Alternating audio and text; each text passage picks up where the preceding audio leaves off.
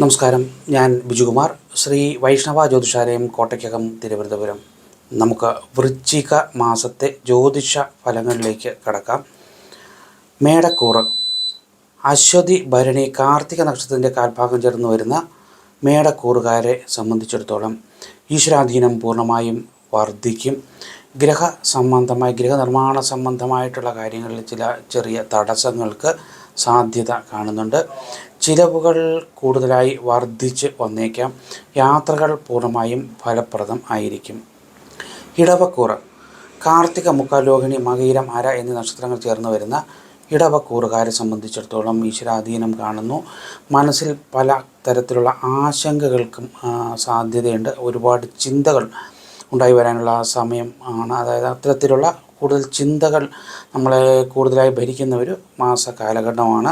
ധനപരമായിട്ടുള്ള നേട്ടങ്ങളുണ്ടാകും. സഹോദര ഗുണം കുറയും. മകയിരം, അര, തിരുവാതിര, പുണർ നക്ഷത്രത്തിൻ്റെ മുക്കാൽ ഭാഗം ചേർന്ന് വരുന്ന മിഥുനക്കൂറുകാരെ സംബന്ധിച്ചിടത്തോളം അപ്രതീക്ഷിതമായ ചില തടസ്സങ്ങൾ ഉണ്ടാകാം. മനസ്സ് എപ്പോഴും വളരെ സന്തോഷഭരിതമായിരിക്കും. തൊഴിൽ മേഖലയിൽ നമുക്ക് ഉയർച്ച തീർച്ചയായിട്ടും ഉണ്ടാകും. ധനപരമായിട്ടുള്ള വരുമാനം വർദ്ധിക്കും. വാക്ക് തർക്കങ്ങൾ ഉണ്ടാകാതെ പ്രത്യേകം ശ്രദ്ധിക്കണം.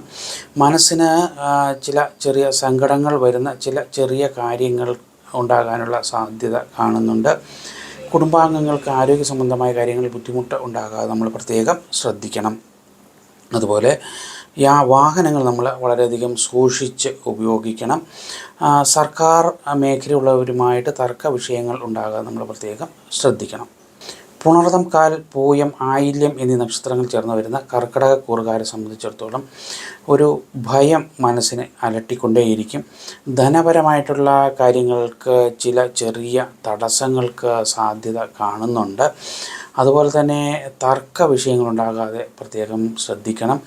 സഹോദരങ്ങളുമായിട്ടും തർക്ക വിഷയങ്ങളുണ്ടാകാതെ പ്രത്യേകം ശ്രദ്ധിക്കണം. വാക്ക് തർക്കങ്ങൾ, തർക്ക വിഷയങ്ങൾ, കേസ് വഴക്കുകൾ ഇങ്ങനെയുള്ളതിൽ നിന്ന് ഒഴിഞ്ഞു നിൽക്കുന്നതാണ് ഏറ്റവും നല്ലത്. യാത്രകൾ ചെയ്യുമ്പോൾ ചില ചെറിയ തടസ്സങ്ങൾ വന്നേക്കാം. എങ്കിലും മനസ്സിലുള്ള ആഗ്രഹങ്ങളൊക്കെ നിറവേറാനും നടപ്പിലാക്കാനും ഒക്കെ കഴിയും. ബിസിനസ് മേഖലകളിൽ വളരെ ഊർജ്ജസ്വലമായിട്ട് നമുക്ക് പ്രവർത്തിക്കാൻ കഴിയും. തൊഴിൽ മേഖലകളിൽ ഐഡിയകളൊക്കെ നമുക്ക് ഫലപ്രദമായി നടപ്പാക്കിയെടുക്കുവാൻ തീർച്ചയായിട്ടും കഴിയും. അതുപോലെ തന്നെ നമുക്ക് ഈശ്വരാധീനം കൊണ്ട് എല്ലാ കാര്യങ്ങൾക്കും വളരെയധികം ആനുകൂല്യങ്ങൾ ഉണ്ടാകും. മറ്റുള്ളവരുടെ സഹകരണങ്ങൾ ഉണ്ടാകും. തൊഴിൽ മേഖലയിൽ മനസ്സ് ഉറപ്പിച്ച് മുന്നോട്ട് പോകാൻ സാധിക്കും.